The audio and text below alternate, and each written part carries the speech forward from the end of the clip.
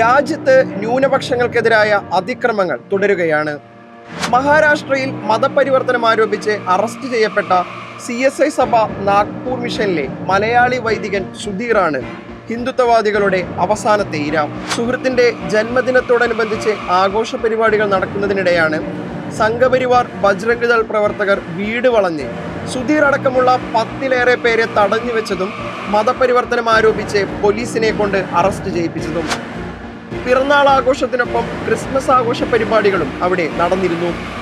കുട്ടികൾ പാട്ടും ഡാൻസുമായി ആഘോഷിക്കുന്നതിനിടെയാണ് ഒരു സംഘം ഹിന്ദുത്വവാദികൾ വീട് വളഞ്ഞ് പ്രശ്നമുണ്ടാക്കുന്നത്.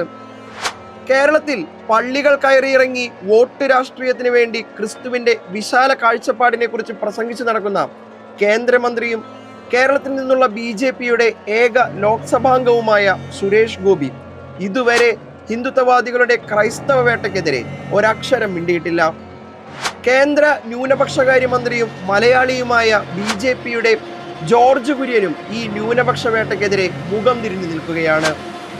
മതപരിവർത്തനം ആരോപിക്കപ്പെട്ട് അറസ്റ്റിലായ സുധീർ മലയാളിയായിട്ട് കൂടി കേരളത്തിലെ BJP നേതൃത്വത്തിനും പ്രതികരണമില്ല. കേരളത്തിലെ BJPയുടെ ഈ നിശബ്ദത നാളെ കേരളത്തിലും ഇതെല്ലാം ആവർത്തിച്ചാലും സ്വാഭാവികമെന്ന വണ്ണം കണ്ണടയ്ക്കുമെന്നതിൻ്റെ സൂചന കൂടിയാണ്.